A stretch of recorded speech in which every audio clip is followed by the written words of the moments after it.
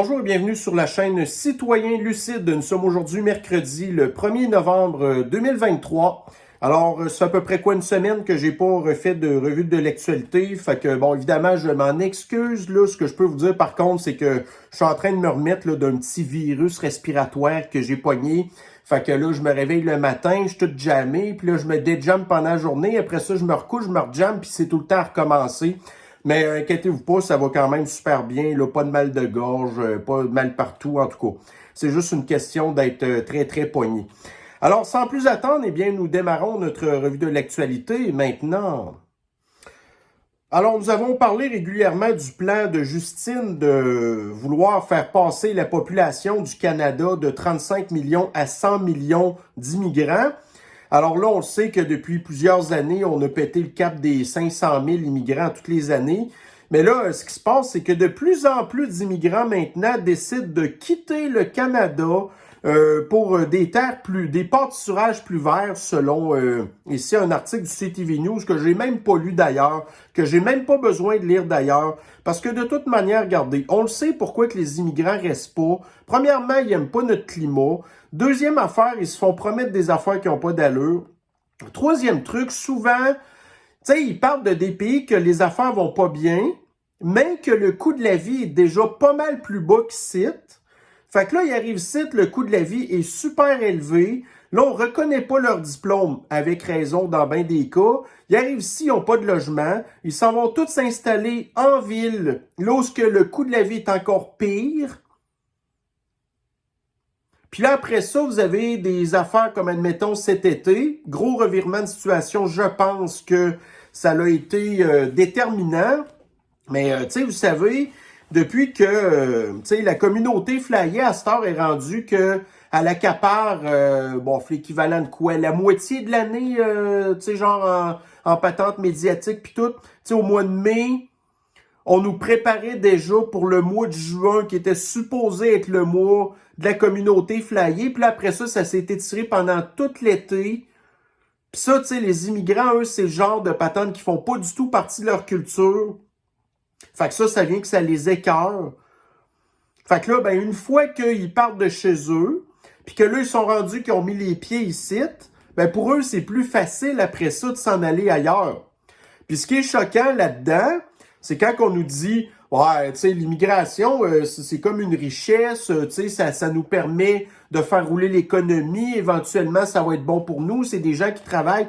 Ouais, mais entre-temps, tu sais, ces gens-là qui viennent ici, on paye une fortune, tu sais, en aide de l'État de toutes sortes de manières pour leur apprendre la langue, pour les installer, pour leur donner de l'assistance sociale pendant un bout de temps, pour leur donner de l'éducation, et ainsi de suite, nanana, ça nous coûte une fortune.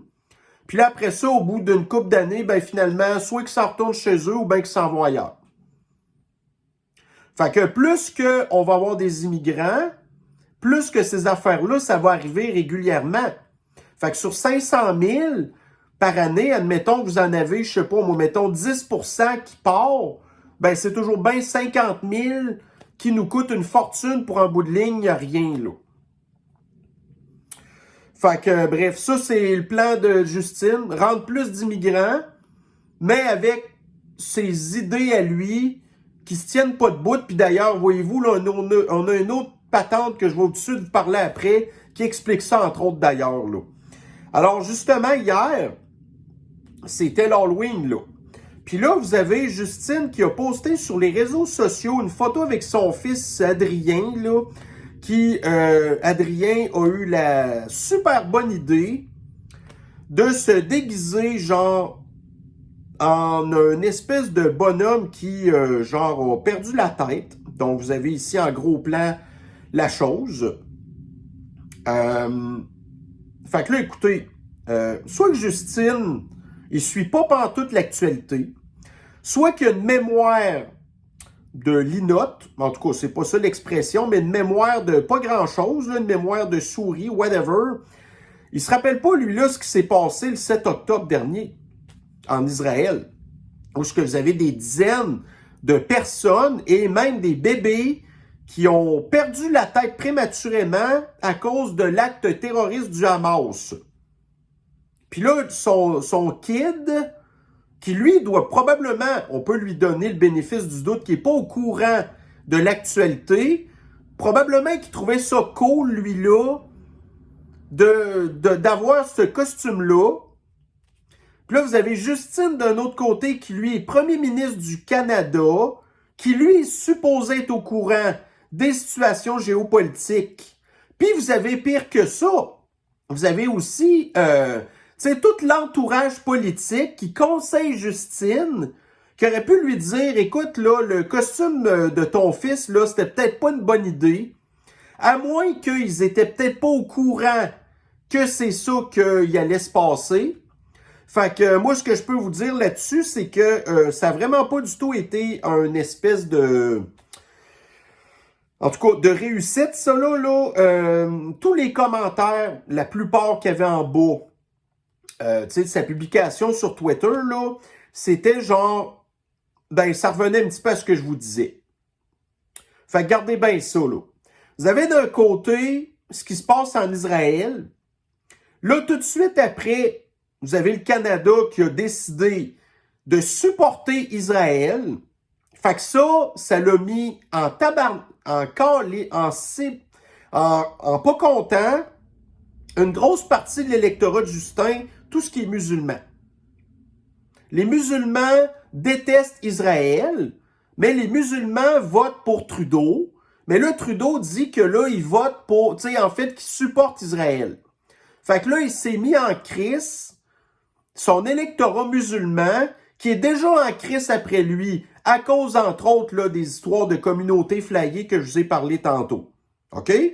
Mais là, le fils à Justine arrive avec une affaire de même qui peut pas nous empêcher de penser à qu'est-ce que des victimes innocentes israéliennes ont subi. Fait que ça fait plaisir aux musulmans qui souhaitent que toute la population d'Israël ou juive subisse le même sort. Mais là, vous avez la communauté israélienne qui était contente, juive, là, qui était contente que Justine prenne leur bord au mois d'octobre. Mais là, qui voit ces images-là, puis là, il la trouve plus drôle pantoute, là. Fait que, je sais pas c'est quoi la stratégie politique électorale de Justine, de se mettre tout son électorat à dos. Là, dans les derniers sondages qu'on a vus d'intention de vote au niveau fédéral, ben, tu sais, Justine est troisième, là. T'as les conservateurs en premier qui ont une très bonne avance. T'as la serviette de bain terroriste de Jagmeet Singh qui est la même affaire que Justine, qui lui, encore là, il patauge pas mal, toujours dans les mêmes genres intentions de sondage. Mais t'as Justine qui, lui, est rendu en troisième. Puis qui continue d'accumuler les gaffes de même. Incroyable. Fait que... en tout cas, mais ça, anyway, de toute manière, c'est typique là, de tout ce qu'on a vu depuis que Justine est au pouvoir en 2016, là, tu sais. Bon, une autre patente qu'on a entendu parler hier, c'est que y a des informations qui ont fuité au Journal de Montréal, puis évidemment aussi au Journal de Québec, parce que c'est la même affaire, là. Comme quoi que le tramway de Québec, le coût de fabrication, puis de tout ça, là, ça coûterait entre 12 et 13 milliards de dollars, alors que l'acceptabilité sociale n'est même pas à 36%. Puis ça, ce sondage-là, c'était avant de savoir que ça coûterait 12 à 13 milliards de dollars. Donc ça, c'est toutes les entreprises qui avaient soumissionné pour peut-être fabriquer le tramway. Mais là, finalement, un matin, il y a eu une conférence de presse de Bruno, hein, le maire Chouclac, qui dit que finalement, toutes les entreprises privées qui avaient donné leur nom puis qui avaient soumissionné, ils ont toutes laissé tomber, puis que là, finalement, c'est la ville de Québec qui va prendre en charge, imaginez-vous, d'être maître d'œuvre des travaux. La ville de Québec qui n'a absolument aucune expertise en infrastructure de ce genre-là, qui gère le réseau de transport de la capitale, qui, cette année, va perdre 30 millions de dollars, puis qui ne savent pas comment ils vont aller chercher leur argent. Donc, ça fait des décennies que la ville s'occupe d'un transport en commun qui est tout le temps déficitaire. Fait qu'ils ont l'expertise là-dedans, mais ils n'ont aucune expertise en tramway, par exemple. Fait que là, Bruno lui dit que ça va coûter à peu près 8 milliards si c'est la ville qui s'occupe de fabriquer le tramway lui-même. Fait que 8 milliards, ça veut dire qu'en bout de ligne, ça va en coûter le double. Donc, probablement 16 milliards. Donc, encore plus cher que ce que les autres entreprises qui ont une pseudo-expertise, en tout cas pas mal plus que la ville. Fait que ce que ça veut dire, c'est que, c'est fini le tramway, là. Moi, c'est mon opinion. Je pense que là, le gouvernement de la CAQ, là, puis on a beau être toujours en désaccord avec eux, vont tirer à plat, vont dire, écoutez, nous, on finance pas ça, là. Ou au même titre que vous avez Sergent Guilbeault qui avait dit, genre, au service de transport en commun, écoutez, moi, j'épongerai pas plus que 25% là, de vos déficits. Fait que nous, on s'est engagé pour 3,4 milliards. Là, vous êtes rendu à 8,4 milliards. Ça va virer à 16 milliards. Moi, j'épongerai pas plus que 25%. Puis la ville n'aura pas les moyens de payer pour ça. Fait que tout simplement, le gouvernement va tirer à plug. Mais pour pas perdre la face, Bruno va pas dire que c'est lui qui enterre le projet. Il va attendre que c'est le gouvernement qui le fasse. Il va accuser le gouvernement d'avoir scrappé son si beau projet que personne n'y veut. Puis, moi, ce que j'aurais aimé après ça, c'est qu'étant donné que la seule patente qui l'intéresse, ce gars-là, c'est ça pour lui, son projet fort, puis que là, il se fait tirer à plug, ben Bruno, il faut qu'il démissionne. Parce qu'il est plus légitime. Il était déjà même pas légitime. Puis là, c'est encore pire, là. Il va se faire tirer à plug. Puis même ça, cet aveu-là, que personne, aucune compagnie finalement, est comme intéressée à s'occuper du projet parce que, entre autres, on avait vu avant, puis là, ça a été confirmé dans l'article tantôt, les entreprises ne sont même pas capables d'obtenir du financement parce que c'est trop risqué. Fait que ça sera pas, écoutez, là, ça sera pas mieux que la ville qui va comme dire, OK, nous, on va donner le contrat à telle entreprise pour faire ça, OK? Puis là, il va arriver quoi? Ben, comme d'habitude, chaque fois que les villes ou que les gouvernements, peu importe le palier, donnent des contrats à quelqu'un, ben, les prix sont gonflés. Fait que ça va revenir au même. Si lui, 18 milliards, ben, ça va virer en 16 milliards ou 12-13 milliards, comme on a là présentement. Là, il dit, on va ajuster le projet, là, pour commencer. Ils vont faire le projet, admettons, là, de leur espèce de garage, OK, qui va coûter quoi? 600 millions de dollars, donc 1 milliard, dans un milieu humide de basse qualité selon la ville, mais ils vont protéger 98% des milieux humides, sauf évidemment ce coin-là, OK? Puis là, après ça, ce bout de tramway-là se rendrait à l'Université Laval. Mais pour les gens qui connaissent le secteur, ça fait absolument aucun sens. Il y a encore moins de personnes qui vont prendre le tramway. C'est n'importe quoi. Fait que, écoutez, c'est juste une victoire finalement. Enfin de savoir que là, c'est vrai qu'on est sur une pente descendante de se débarrasser de cette Christie de cochonnerie-là de transport en commun que personne veut, là. D'ailleurs, je fais une petite parenthèse, j'ai vu passer sur Twitter aujourd'hui ou hier, en tout cas, un gars de la Rive-Sud de Québec, qui reste à Lévis, qui, juste pour essayer, a pris le transport en commun pour se rendre, genre, à Val-Bélair. Ça lui a pris, il a dit, quoi, 1h30, sans parler de tous les autobus qui se sont poussés ou n'importe quoi, les autobus vides, ainsi de suite, là. Ça lui a pris 1h30 faire le trajet, alors qu'il dit que normalement, quand il est en pick-up, ça y prend 20 minutes. Fait que ça, c'est le transport en commun. Le transport en commun qui... tu sais, vous avez peut-être entendu parler de ça, là, la fille, genre, aux États-Unis, une milléniale qui s'est trouvé une job dans son domaine en marketing à New York, mais qui a été obligée de déménager dans le New Jersey parce que le coût de la vie est bien trop cher à New York. Fait que là, la fille, elle prend le transport en commun tous les jours pour faire la ride, pour se rendre à son travail. Puis là, elle dit, oh, elle est fatiguée, faire du 9 à 5, c'est donc bien brûlant. Tu sais, je pars à 7h30 le matin, je reviens à 6h15 le soir, OK. Mais c'est ça la réalité des gens qui prennent le transport en commun.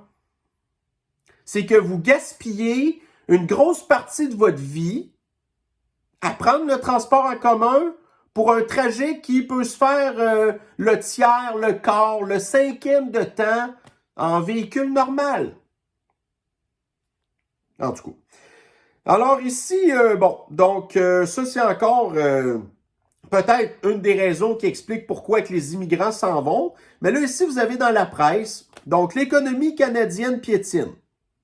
Ben, elle a piétiné toute l'année, l'économie canadienne. Tu sais, elle a réussi à garder la tête hors de l'eau, de peine et de misère, mais là, plus ça va, pire que c'est, là. Fait que ça, c'est pas une nouvelle qui nous apprend qu'aujourd'hui, mais c'est juste encore une constatation des faits, puis une confirmation qu'on le sait que l'économie du Canada va pas bien.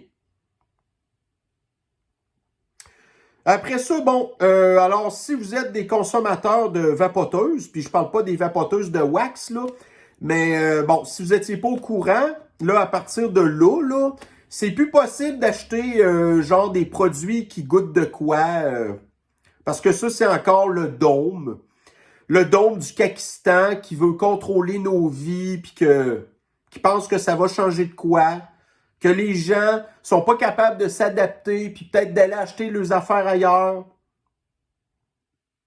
Fait que c'est encore du contrôle, du communisme, tu sais, whatever. Ici, dans le New York Post, fait que je vous ai parlé régulièrement de l'Ozempic, vous savez, cette espèce de médicament miracle qui est utilisé par des personnes obèses qui veulent pas se donner à peine d'aller faire des efforts dans le gym parce que c'est bien trop fatigant. Fait qu'ils préfèrent plutôt prendre un médicament de diabète qui leur coupe la faim, qui leur coupe l'envie de manger, ben, en tout cas, l'envie d'avoir du fun, l'envie de fumer, l'envie de boire, qui leur donne plus le goût de rien faire. Fait que là, ils deviennent en dépression en plus. Puis là, ici, vous avez un article du New York Post qui nous parle là, de toutes ces nourritures-là, très riches en fibres, qui, en bout de ligne, font à peu près le même genre d'effet que l'Ozempic, parce que c'est tellement bourratif en bout de ligne que vous avez comme pas faim dans le temps de le dire, puis ça vous aide à perdre du poids, puis à avoir une bonne régularité. Donc, encore une fois, Big Pharma, qui voulait nous offrir des espèces de potions magiques pour la facilité, l'espèce de fontaine de jouvence.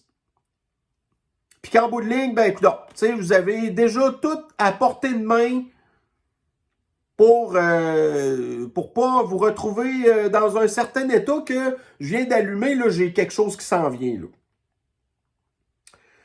Bon, ici, vous avez dans le Figaro, pétrole. Le prix du baril va-t-il doubler dans les prochains mois? Fait que là, il y a énormément d'incertitudes, entre autres à cause du conflit en Israël, toute la situation géopolitique du Moyen-Orient. Fait que, bref, si jamais le pétrole augmente au bout, ben, surprenez-vous pas. Bon, ici, vous avez dans Radio-Canistan, là, donc Cuba n'est plus la même. La pire crise en 30 ans.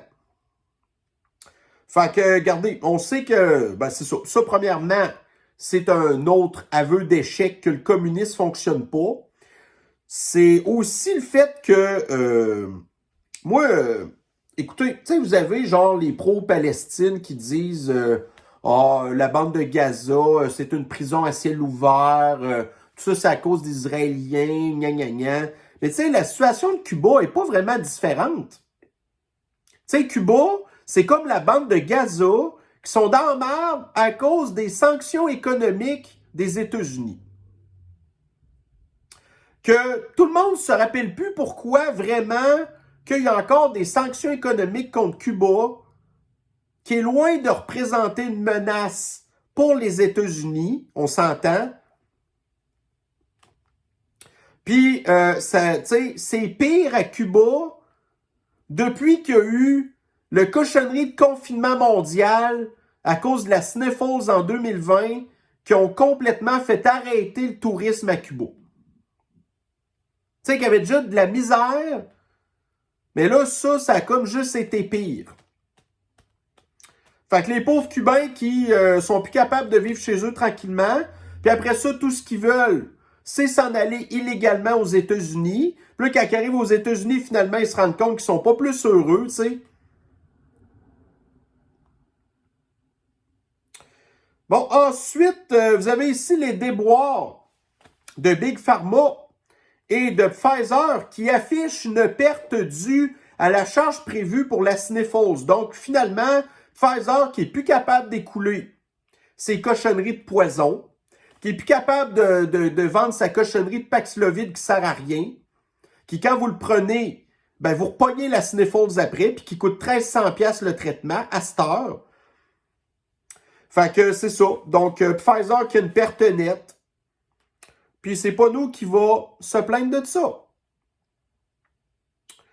Bon, ici, regardez, vous avez tout l'argent qui a été imprimé pendant la Sniffles qui ont déclenché l'inflation. Puis après ça, il y a eu plein d'autres affaires qui ont comme alimenté tout ça. Mais vous avez la Banque centrale du Canada, la Banque fédérale du Canada qui a super mal agi, qui n'a pas du tout bien contrôlé la situation, que là, on est encore en inflation, entre autres à cause de leur retard à prendre, admettons, les dispositions qu'il fallait. Mais c'est pas grave. 3,5 millions de dollars en boni pour les cadres de la Banque du Canada, qui sont des incompétents, que l'économie du Canada, je vous ai mis un article tantôt, piétine, ainsi de suite, nanana, ça c'est beaucoup à cause de eux, mais on les récompense d'être nuls à chier. Puis ça, c'est encore du public, là. On récompense les compétences, mais si en plus vous êtes un haut placé au gouvernement, ben on vous récompense encore plus. C'est pas grave, l'argent vient juste de nous de toute manière. Bon, ici, c'est encore du transport en commun qui va pas bien. Donc, dans le devoir, les problèmes du jour du REM, des problèmes techniques ont paralysé le REM.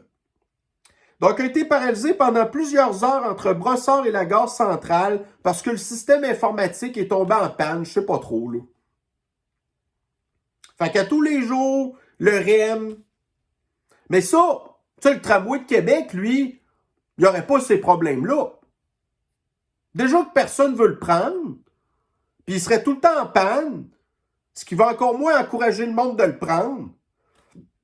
Puis là, le monde capote, genre, il dit, écoutez, là, quand que le REM tombe en panne, vous n'avez aucun plan, genre, de secours, de dire, bon, ben là, il pourrait-tu y avoir des autobus là, qui pourraient traverser sur le pont Champlain à la place du REM? Non, non, non, non, non. On ne peut pas faire ça. Parce que le REM, c'est la caisse de dépôt et de placement qui contrôle ça.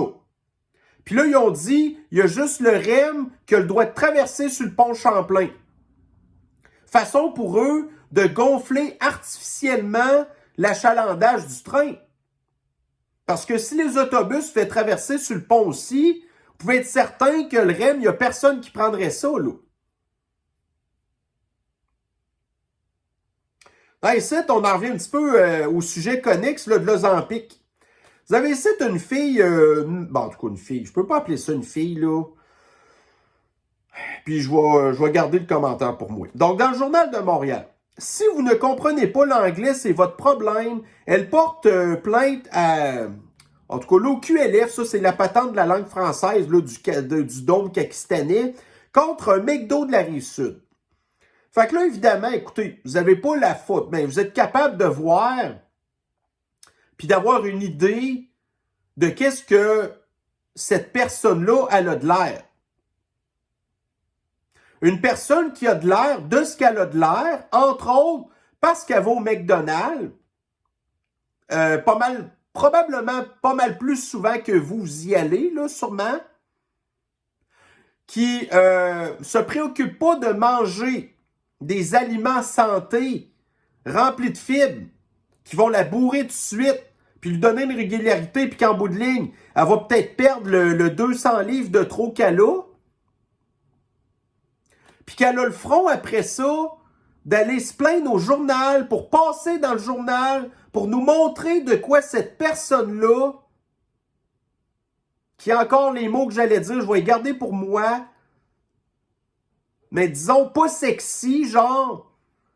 Puis là, après ça, moi, je regarde ça, puis je fais rien que me dire, regarde, j'en ai rien à foutre qu'au McDo soit servi en anglais. Ta priorité à toi, là, madame, ça devrait être ta crise de santé. Ça fait dur en crise ton affaire, là. Là, après ça, qu'est-ce qui va arriver avec toi? Tu vas te ramasser à l'hôpital, puis c'est nous qui va être pognés pour les mauvais choix de vie que t'as fait. Là, nous, on vient chialer sur le monde, genre, oh, les fumeurs, vous allez tout le temps dans les hôpitaux. Ah ouais? En tout cas, au moins, d'une certaine manière, on a payé crissement cher de taxes pour ça. Mais elle, là, qu'est-ce qu'elle a fait pour payer tous les maudits services que... Elle, là, c'est clair qu'elle fait du diabète. C'est qui paye pour ces Christines médicaments? En tout cas, il va être temps au moins que son médecin lui en donne de l'Ozempic, justement, parce que ça, à la base, c'est un médicament, diabète, là. Ben, peut-être qu'en lui donnant, garde, elle arrêterait d'aller manger puis d'avoir de l'air du qu'elle a de l'air.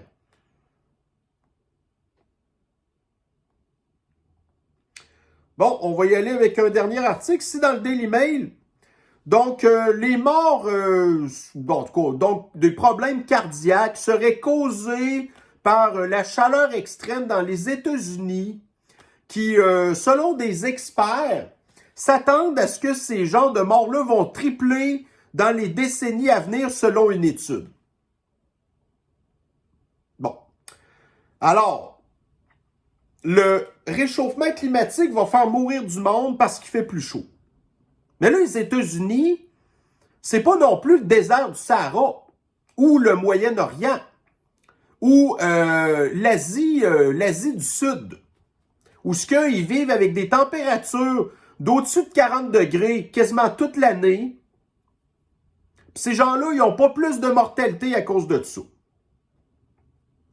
Fait qu'évidemment, aux États-Unis, les gens vont mourir du réchauffement climatique et non pas à cause des cochonneries de poison, des cochonneries de problèmes alimentaires ou d'habitudes de vie. Ben non. On va blâmer les réchauffements climatiques parce que ça paraît bien de parler de ça. Alors, ben, sur ce, ben, ceci va mettre fin à notre petite revue de l'actualité d'aujourd'hui. Donc, j'espère être en mesure de pouvoir vous en refaire une bientôt. Mais en même temps, il faut toujours que j'accumule des nouvelles un peu pareilles. Hein? Voyez-vous, là, la patente que je viens de vous parler de là, ça date d'il y a quand même 2 jours. Puis, tu sais, des fois, les nouvelles sont pas super intéressantes. Puis, c'est ça. Fait que j'aime autant mieux à ce moment-là d'accumuler un peu plus. Puis, vous revenir quand que j'ai des affaires à jaser. Alors, sur ce, ben, je vais vous souhaiter une bonne fin de journée. Prenez soin de vous et on se revoit très bientôt. Bye bye.